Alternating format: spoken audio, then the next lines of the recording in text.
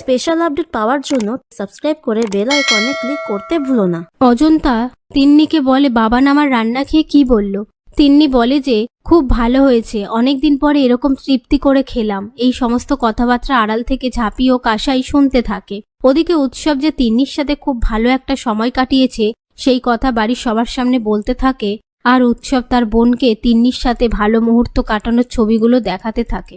আর এই সমস্ত কিছু দেখে তূর্ণা মনে মনে বলতে থাকে, খুব তাড়াতাড়ি এই তিন্নির চ্যাপ্টার আমি ক্লোজ করে দেব, উৎসবের ধারের কাছে ওকে আর ঘেঁষতে দেব না। পরের দিন উৎসব কাজের জন্য দিল্লি চলে যাবে সেই কথা আহিরকে বলতে থাকে। তখনই তূর্ণার ফোন আসলে তূর্ণা একটা ছেলেকে ফোনে বলে ওই মেয়েটাকে একদম গাড়িতে পিষে দেবে, সবাই জানে ও বুঝতে পারে এটা একটা অ্যাক্সিডেন্ট। অন্যদিকে বিতান উৎসবের বোনের সাথে ফোনে কথা বলার সময় তিন্নি এসে বলে, কে তোমার গার্লফ্রেন্ড? তুমি কি লাভ করছো? বিতান বলে, তুই এত পাকা পাকা কথা কোথায় শিখেছিস? তিন্নি বলে, আমার কাকির সাথে পরিচয় করিয়ে দাও। বিতান বলে, দেব।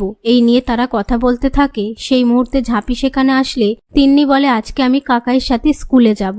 এই বলে তিন্নি বিতানের সাথে স্কুলে যাওয়ার উদ্দেশ্যে বেরিয়ে যায়। তারপর বিতানের মনে পড়ে যায় শোয়ের টিকিট নিতে ভুলে গেছে।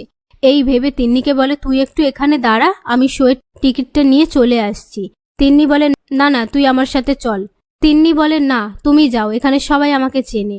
এই কথা শুনে বিতান বাড়ির দিকে যাওয়ার সময় ঝাঁপির সাথে দেখা হলে ঝাঁপি বলে, কোথায় যাচ্ছিস? তিন্নি কোথায়? বিতান বলে, আমি একটা জিনিস আনতে যাচ্ছি। তিন্নি মোড়ের মাথায় দাঁড়িয়ে, আর তুই কোথায় যাচ্ছিস?